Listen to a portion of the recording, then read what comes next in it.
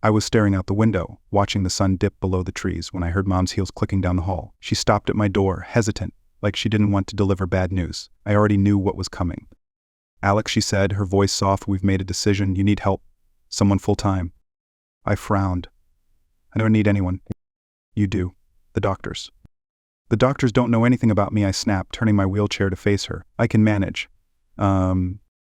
Her face tightened, but she didn't argue. Instead, she stepped aside, and a man entered behind her. Joe Dawson, tall, with that annoying confident posture that made it clear he wasn't intimidated by the situation. "Great." "This is Joe," Mom continued. "He's going to be here to help you from now on." I glanced at him. He had that clean cut, "I'm here to save the day" look, which instantly rubbed me the wrong way. "I don't need a babysitter." Joe didn't flinch. "I'm not here to babysit, Alex, just to make things a little easier. I'm fine." "You don't look fine." I clenched my jaw, glaring at him, hoping to push him away with silence. He just stood there, arms crossed, cool as ever. Mom sighed. "We'll leave you two to get acquainted. Joe, if you need anything, you know where to find us." She left before I could protest. The door clicked shut. The room felt smaller, like it was closing in. I hated this. I hated him. So Joe said, breaking the silence, "Want to give me a tour, or should I figure it out myself?" I shot him a look.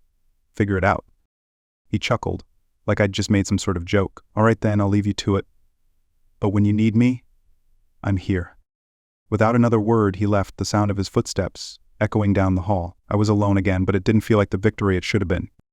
I didn't see Joe for the rest of the day, which was fine by me. But by the next morning, there he was knocking on my door at the crack of dawn like this was some kind of summer camp. "Morning, Alex," he said, strolling in like he owned the place. "You ready for breakfast?" "I don't need help eating," I shot back. "I didn't ask if you needed help. Just thought we could eat together," he said, raising an eyebrow. He was holding 2 plates already prepared, one in each hand. "Or you can eat alone, your call."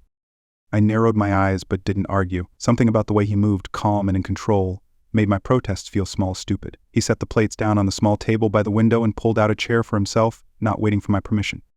I wheeled over reluctantly, feeling trapped between hunger and pride. The eggs smelled good, but I wasn't about to thank him for that. "You been here, 12 hours?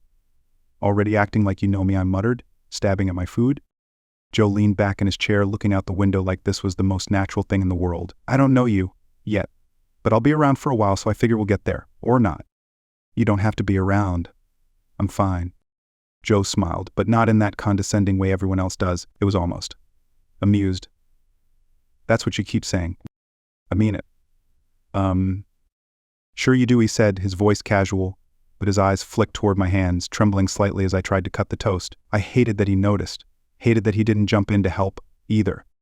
I dropped the knife with a clatter, my patience snapping. "What, you think you're going to fix me?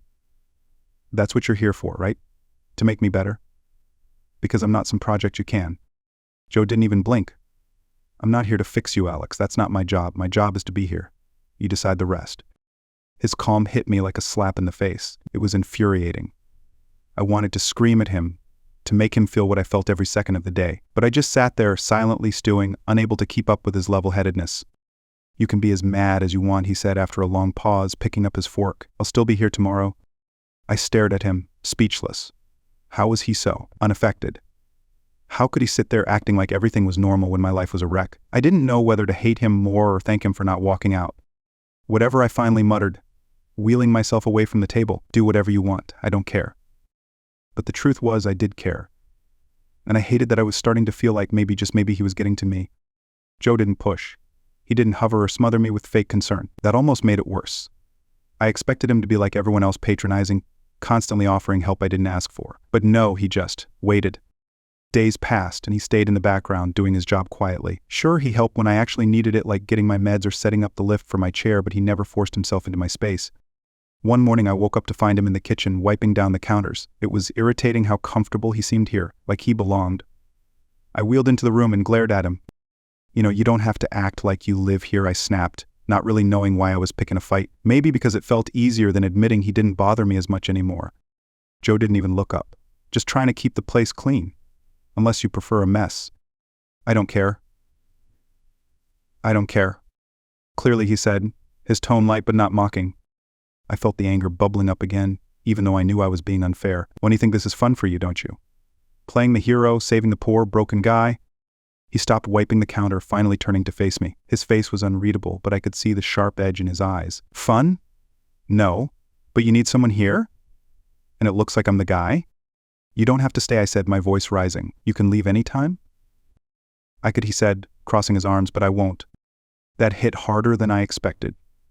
It was the same fight I'd been having with everyone, my parents, doctors, friends. They all thought they knew better, but with Joe it was different.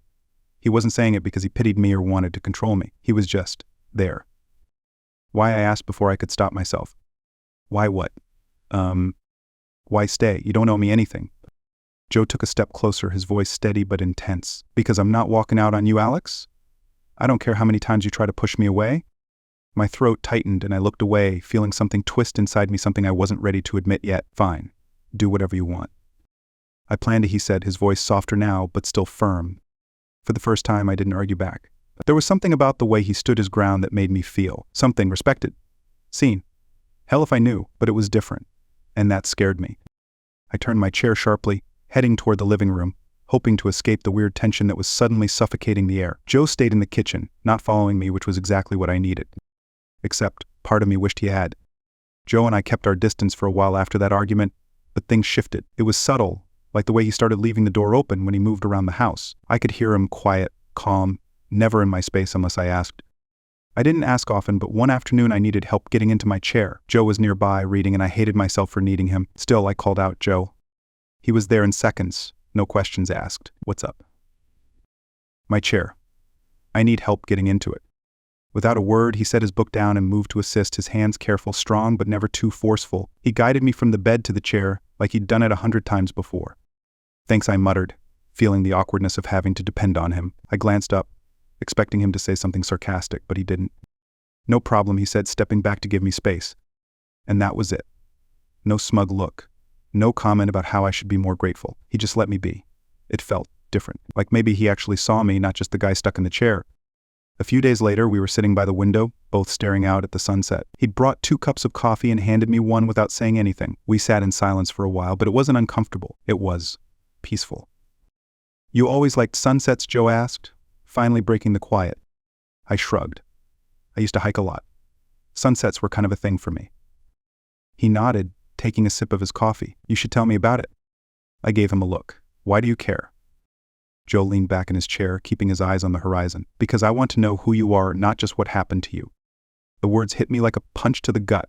No one had ever said it like that before. Most people just saw me as a case, something broken to fix. But Joe, he wasn't looking for that. He wanted more. For a second, I didn't know how to respond. My instinct was to shut him down, to push him away like I always did, but there was something about him that made it hard. Maybe it was the way he just sat there waiting, no judgment in his voice. I used to go hiking every weekend, I said finally, before. Everything. I like being outside, away from people. Joe smiled a little. You say that like you're some kind of hermit. I almost laughed, almost. It wasn't like that, I just needed space. And now, Joe asked, turning to look at me, you still need space. I hesitated, my hands tightening around the coffee cup. I don't know. Everything's different now. Yeah, he said quietly, but you're still you, Alex. The way he said it, as a matter of fact, hit me harder than it should have. I didn't answer, just turned back to the sunset, watching the sky turn from orange to deep purple. Joe didn't push for more, didn't try to dig into my thoughts. He just sat there with me like he understood. It was the first time in a long while I felt like I wasn't completely alone. The silence between Joe and me became comfortable. He wasn't prying, wasn't trying to fix me, just there, and that made it worse. Because the more he was there, the more I started thinking about him. It started with small things. How he'd make me laugh when I didn't want to. How his voice sounded steady like it could pull me back when I was spiraling. But then it got worse. I started noticing other things. The way his shirt stretched across his chest when he moved. The line of his jaw when he smiled, things I shouldn't have been thinking about. I tried to shake it off. It wasn't real. It was just confusion. I hadn't been with anyone since the accident. Hell, I hadn't been around anyone in that way for months. Maybe I was just lonely and Joe was here. One afternoon, I was watching him in the kitchen as he leaned against the counter, scrolling through his phone. He was oblivious to me staring. And I was thankful for that. My mind was a mess, and I wasn't sure what to do with the feelings creeping up on me. You good, Joe asked, looking up suddenly. I blinked, caught off guard. Yeah, why? You've been quiet, he said, his eyes narrowing slightly, studying me in that way he always did, like he could see through every wall I'd built. You seem off. I'm fine, I muttered, turning my chair away from him. I needed distance, fast. Joe didn't push, but I could feel his gaze linger for a moment before he turned back to his phone. I was glad he let it drop, but the tension in the room didn't go away. It settled between us, thick and unspoken. That evening, after Joe had gone to bed, I couldn't stop thinking about him. I sat there in the dark, staring at the ceiling, my mind replaying every interaction we'd had over the last few days. His laugh, the way he looked at me when I let my guard down, the way he didn't flinch when I tried to push him away. Damn it.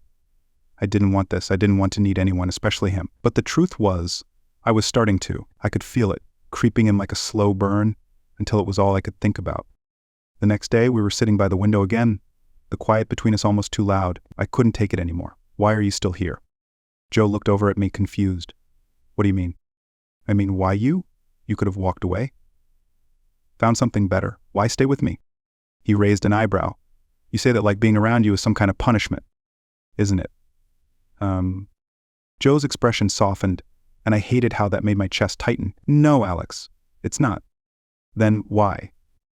Before I could finish, he leaned forward, his gaze locking with mine. Because I want to be here. I'm not staying out of pity, if that's what you think. I opened my mouth to argue, to throw something sarcastic back at him, but the words died on my tongue. The look in his eyes, it was too real, too raw. My heart pounded, and before I could stop myself, I blurted out the thing I'd been trying to bury for days. I think I'm falling for you? The air between us froze. Joe's eyes widened for just a second, then softened, unreadable. I held my breath, waiting for him to recoil, to pull away in disgust. But he didn't. Instead, he just stared at me, his gaze intense, his silence louder than any rejection could have been. The silence between us dragged on for what felt like hours. Joe just stared at me, his expression unreadable, and I regretted every word that had just come out of my mouth. My pulse was racing, and all I wanted was to take it back, to rewind the moment and pretend it never happened. But before I could open my mouth to say something, anything, Joe finally spoke. Alex, he said quietly, his voice calm but carrying a weight that hit me hard. You don't have to say that because you think I'm the only one around. I blinked, confused. What the hell does that mean? He leaned forward, elbows on his knees, still watching me carefully. It means you've been alone for a long time. Maybe this is just you trying to connect. But you don't have to force it. Not with me. I felt a flush of anger rising in my chest. I'm not forcing anything. You think I'm that desperate? My voice cracked, the frustration spilling out, but Joe didn't flinch. I didn't say that, he replied evenly. I just don't want you to feel like you owe me something because I'm here. My heart pounded in my chest, and without thinking, I rolled closer to him, closing the space between us. I don't owe you anything, Joe. But this. Whatever this is, it's real. I don't know why, and I sure as hell don't know what to do with it, but don't stand there and act like it's all in my head. Joe's eyes flicked down to the space between us, so close now I could feel the warmth coming off him. His breathing was steady, but I could see something flicker in his expression. Alex. But I didn't let him finish. Without thinking, I reached up, grabbed the front of his shirt, and pulled him down toward me. Our lips met, and the world went still. For a second, he didn't move. Just a second, but it felt like a lifetime, my heart slamming against my chest. I was ready for him to pull away, to push me back and tell me I'd made a mistake. But then he kissed me back. Slowly at first, like he was testing the waters, but then deeper, more certain. His hand came up to the back of my neck, and everything I'd been holding in, the frustration, the anger, the loneliness, it all came pouring out into that kiss. When we finally broke apart, I was breathless, my mind spinning. Joe's face was inches from mine, his eyes dark and serious. I expected him to say something, but he didn't. He just looked at me like he was searching for something, trying to make sense of what had just happened. I swallowed hard, my voice barely above a whisper. So you're not walking away? Joe shook his head slowly, a faint smile tugging at the corner of his mouth. Not a chance. I let out a breath I didn't know I was holding, feeling both terrified and relieved all at once. The room felt smaller, the air heavier with the weight of everything we weren't saying. I don't know what this means, I admitted, my voice shaking slightly. I don't even know what I'm doing. Joe leaned back slightly, his hand still resting on the back of my neck. You don't have to know right now, we'll figure it out. His words should have calmed me, but they didn't. The intensity of everything, of him, of me, of this thing between us was suffocating, and for the first time in a long time, I didn't know how to handle it. I looked away, unable to hold his gaze any longer. I need some time. Joe nodded, standing up and giving me some space, his voice gentle. Take all the time you need. I'm not going anywhere. He left the room quietly, leaving me alone with my thoughts. But for once, I didn't feel entirely alone. I wasn't sure what this meant or where it was going, but the one thing I did know was that things between us had just changed forever. I didn't sleep that night. My mind wouldn't shut off, replaying the kiss over and over, the way Joe didn't pull away. The way he kissed me back as if he meant it, as if I wasn't just some burden he had to carry. By the next morning, I was a wreck. When Joe came into my room, it was like nothing had changed. He knocked lightly, then stepped in, carrying breakfast as if he hadn't just thrown my world off its axis the night before. "Morning," he said casually, setting the tray down on the small table near my bed. I stared at him, my stomach in knots. How was he so calm? "Morning," I muttered, barely able to look him in the eye. Joe sat down across from me, that same easygoing smile on his face. "You good?" Was I good? No, I was not good. I was completely losing it. But instead of admitting that, I shrugged. "Yeah, fine." He didn't say anything for a minute, just picked up his fork and started eating like nothing had happened, like he hadn't kissed me last night and shattered everything I thought I knew about myself. I couldn't take it anymore. "So we're just going to pretend like nothing happened." Joe paused, fork halfway to his mouth. His eyes met mine, and for the first time I saw a flicker of uncertainty in them. "No, I'm not pretending." "Then why aren't you saying anything about it?" I snapped, the frustration bubbling up again. "We kissed, Joe. You kissed me back." "I know," he said calmly, setting his fork down. "I'm just giving you space. You seemed like you needed it." Space? Of course, that was his thing, wasn't it? Always knowing when to back off, never pushing too hard. It was infuriating. "I don't need space," I said, my voice rising. "I need to understand what the hell is going on here. What does this mean, Joe? You don't just kiss someone like that, and then act like everything's normal the next day."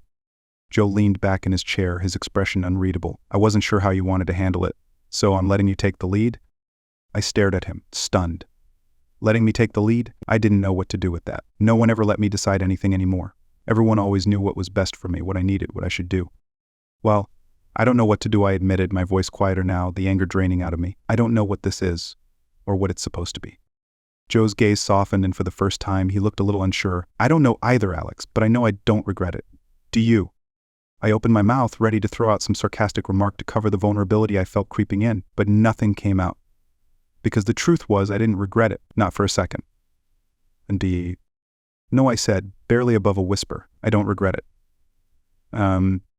Joe smiled slightly, and for a moment, the tension eased. But then reality came crashing back. "But what now?" I asked, my voice shaky again. "I mean, we're not just gonna, be together? This can't work." "Why not?" Joe asked, his tone calm but serious.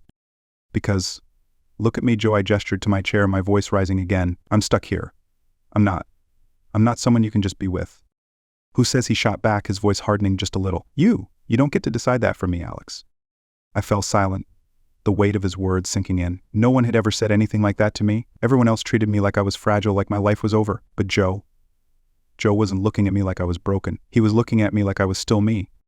"I don't know how to do this," I admitted, my voice barely a whisper. "I don't even know where to start." Joe stood up, walked over, and crouched down beside me, his hand resting gently on my knee. "We don't have to know everything right now. We'll figure it out." His words, calm and steady as always, settled something inside me. For the first time in a long time, I felt like maybe this wasn't impossible. Maybe we could figure it out.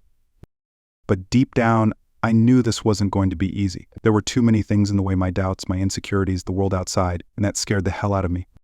Things didn't exactly go back to normal after that. Not that they could. Joe and I still spent our days together, the same routines, the same quiet moments by the window, but everything felt charged now, like there was something hanging in the air, waiting to be said. A week after the kiss, the tension finally cracked. We were sitting in the living room, the TV on, though neither of us was really watching it. Joe was flipping through his phone, and I was trying to ignore the thousand thoughts spinning in my head. It felt like we were both waiting for the other to make a move. "Are we ever going to talk about this?" I finally blurted out, breaking the silence. Joe looked up, surprised, but not in a bad way. "Talk about what?" "This," I said, gesturing between us. "What happened?" "What's happening? You're acting like it's no big deal." He put his phone down, leaning forward, eyes serious. "It is a big deal, Alex. That's why I've been waiting for you to bring it up." I felt the frustration rise again. "You're always waiting. Why don't you ever just say something?" Joe sighed, rubbing a hand across his jaw. "Because I don't want to push you. You've been through enough without me adding more pressure." I rolled my eyes. "You think I'm that fragile? I can't handle a conversation about us?" "No," he said firmly, leaning closer. "I think you're strong, Alex, but I also think you've been carrying too much alone, and I don't want to be another weight on your shoulders." That stopped me. No one ever said things like that. Everyone always assumed I needed help, needed saving, needed fixing. But Joe? He didn't see me that way? "Maybe I don't want to be left alone anymore," I said quietly, barely believing the words coming out of my mouth. Joe's eyes softened, his hand reaching out but stopping just short of touching mine. "Then let me in." The words hit like a sledgehammer. Let me in. It sounded so simple. But it was everything I'd been terrified of since the accident: letting someone in, letting someone see me. I took a deep breath, my heart pounding. "I'm scared, Joe." "I know," he said softly, "but you don't have to be scared of me." His words hung between us, and suddenly everything I'd been holding in, everything I'd been pushing down, came rushing out before I could stop it. "I don't know how to do this," I confessed, my voice cracking. "I don't know how to be with someone when I can't even be with myself." Joe didn't flinch. He didn't back away. Instead, he closed the distance between us, kneeling in front of me so we were eye level. "Then let's figure it out together, one step at a time." I wanted to believe him. God, I wanted to believe him so badly, but the doubts kept creeping in, the voice in my head telling me this couldn't work. "I don't know if I can give you what you need," I whispered, looking away. "I can't even walk, Joe. I can't." Joe reached out and gently turned my face back toward him. "I didn't kiss you because I wanted someone who could walk. I kissed you because I wanted you." His words hit me harder than I expected. For a moment, I couldn't breathe. He wasn't saying the things people always say about how I'd get better or how I needed to stay positive. He was just real, honest, like he didn't see the chair, didn't see the broken parts of me. He just saw me. "I don't know what this is," I said, my voice shaking, "but I don't want to push you away anymore." Joe's smile was small but genuine. "Then don't." He leaned in again, this time slower, giving me space to pull back if I wanted, but I didn't. I kissed him back, my hands gripping the arms of my chair as if letting go would mean falling apart completely. When we pulled apart, the room felt lighter, the weight I'd been carrying just a little less suffocating. "So, what now?" I asked, my voice barely above a whisper. Joe stood, offering me a hand. "Now, we take it one day at a time, together." For the first time in a long time, the future didn't seem so terrifying. But deep down, I knew this wasn't over. Not by a long shot. Things were different after that. The air between Joe and me wasn't as thick with unspoken tension, but it wasn't simple either. Every day was still a battle, me trying to figure out how to let him in without losing control. Joe waiting patiently like he knew I needed time but couldn't wait forever. It wasn't long before my parents noticed something had shifted. They came over for dinner one evening. Mom, as usual, fussing over everything in the house. Dad, distracted as always, barely making conversation. Joe sat across from me, calm and steady like always. But I couldn't help noticing the looks my mom was giving him, curious, a little too observant. "So Alex," she said as she passed me a plate, "you seem better lately." I shrugged, not wanting to get into it, I guess. She glanced at Joe, then back at me, and I knew what was coming before she even said it. "Joe seems to be doing a wonderful job with you. You two seem to be getting along." I saw Joe glance at me, but I avoided his gaze. "Yeah, he's fine," I said, trying to keep my tone neutral. I wasn't ready for this conversation, not with them. "You're more than fine, right?" Joe said with a smile, trying to lighten the mood. "We've been getting along pretty well, haven't we, Alex?" I shot him a look, trying to keep things under control, but the way my mom's eyes narrowed, I knew I wasn't fooling anyone. "I've noticed," Mom continued, her voice softer now but still pressing. "It's good to see you happier. Joe's been a great influence, hasn't he?" There was something in her tone. I knew she suspected something, and it made my stomach churn. I wasn't ready for this. I hadn't even figured it out for myself, let alone for them. Dad, oblivious as usual, finally looked up from his phone. "We're glad things are improving," he said, glancing at Joe. "You've really helped Alex." Joe nodded politely, but I could feel his discomfort. We hadn't talked about how this would go, how we'd handle the rest of the world knowing. And now we were here with my parents sitting across from us, and everything felt like it was about to explode. Mom cleared her throat, clearly sensing the tension. "Well, whatever you're doing, it's working," she said, her smile tight. "Just keep it up." I forced a smile, hoping that would be the end of it. But the second they left, I knew it wasn't. Joe and I sat in silence for a while after dinner, the unease settling in the room like a thick fog. "They know, don't they?" Joe finally said, breaking the silence. I exhaled, leaning back in my chair. "They don't know everything. But yeah, they're starting to figure it out." Joe nodded, his expression unreadable. "How do you feel about that?" I rubbed my temples, my frustration creeping in. "I don't know. It's complicated. They'll freak out if they know we're If they know we're what?" Alex. Joe cut in, his voice calm but firm. I looked up at him, my chest tight. "Together. They'll freak out if they know we're together." Joe's expression softened and he leaned forward, resting his elbows on his knees. "Is that why you've been holding back?" "Because of them." "It's not just them," I said, my voice rising in frustration. "It's everything, Joe. This isn't normal. I'm not normal." Joe's face hardened slightly, but his voice stayed steady. "You're not broken, Alex. And I'm not going anywhere just because it's complicated." "Yeah, well, it's not that simple," I muttered, the words coming out sharper than I intended. "It's my parents, it's this chair, it's everything." Joe sighed, leaning back. "I know it's not simple, but I'm not here for the easy parts, Alex. I'm here because I want to be with you, and if your parents don't get it, then that's on them, not on us." The room went silent again, the weight of his words hanging between us. He was right, of course. but that didn't make it any less terrifying. I just don't want to disappoint them, I admitted, my voice barely above a whisper. Joe's expression softened again, and he moved closer, resting a hand on my knee. You don't have to live for them, Alex. You can live for you, and if they love you, they'll come around. Eventually. I didn't know if I believed him, but his words gave me something I hadn't had in a long time: hope. A few days passed since the dinner with my parents, and things hadn't really settled. Joe was still there, still as steady as ever, but I couldn't shake the feeling that I was waiting for the other shoe to drop. Every time my phone buzzed, I expected it to be my mom or dad asking about what was going on with Joe and me, but the call never came. It was a quiet afternoon when everything finally hit. Joe and I were sitting on the patio, the winter sun low in the sky, casting long shadows over the garden. We hadn't spoken much that day, but it wasn't an uncomfortable silence. It was the kind of silence that had started to feel normal between us. Safe. I think they know, I said suddenly, breaking the quiet. Joe glanced over at me, his eyebrows raised slightly. Your parents? Yeah, I said, nodding slowly. I think they're just waiting for me to say something. Joe didn't say anything at first, just looked out at the trees. You ready for that conversation? I shrugged, but I could feel the weight of the question pressing down on me. Not really, but I don't think I can avoid it forever. He smiled a little, his voice soft but firm. You shouldn't have to. I turned to him, the words I'd been avoiding finally bubbling to the surface. I don't want to hide this, I don't want to hide us, but I don't know how they're going to react, Joe. He leaned in closer, his hand resting on the arm of my wheelchair. You don't have to do it alone, Alex. I'm here. Whatever happens, I've got your back. I looked at him, really looked at him. All this time I'd been trying to keep him at a distance to protect myself from getting hurt, but I was starting to realize something. I didn't want to keep him at a distance anymore. I didn't want to keep pretending that this wasn't real, that we weren't real. I'm scared, I admitted, my voice quieter than I intended, but I don't want to lose you. You won't, Joe said softly, his eyes locked on mine. We'll get through this. Together. I exhaled slowly, the weight in my chest lifting just a little. Okay, I said, nodding. I'll talk to them. Joe's smile widened and he leaned in, pressing a kiss to my forehead. It was soft, simple, but it felt like the most solid thing in my life at that moment. Later that evening, my parents called, like they had some sixth sense for timing. I could hear the nerves in my mom's voice before she even started talking. We need to talk, she said, her words careful, measured. About Joe? I knew it was coming, but it still felt like a punch to the gut. I glanced over at Joe, who was sitting nearby, pretending not to listen. I took a deep breath. Yeah, we do.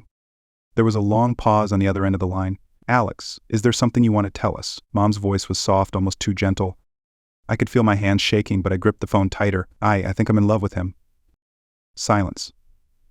For a second, I thought the call had dropped. Then I heard my mom's shaky breath. Alex, we love you. You know that, right? No matter what. My throat tightened, and I swallowed hard. I know. We just want you to be happy, she said quietly. And if Joe is who makes you happy, then we'll figure it out. It'll figure it out, but we'll figure it out.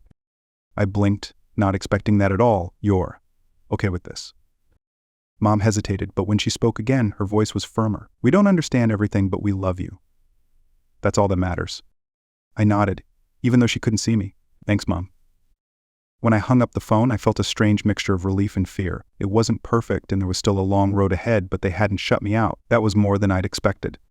Joe looked over at me, waiting. Well, they're okay, I said, still processing it. I mean, it's going to take time, but they're not shutting me out. Joe grinned. That easy smile I'd come to rely on. Told you. You. I rolled my eyes, but I couldn't stop the smile that crept onto my face. Don't get cocky. He stood up, walked over to me, and pulled me into a hug. It was simple, but it felt like the world had just opened up a little wider. Like there was space now for something new, something real. I'm proud of you, Alex, he whispered, his voice soft against my ear. For the first time in a long time, I actually believed him.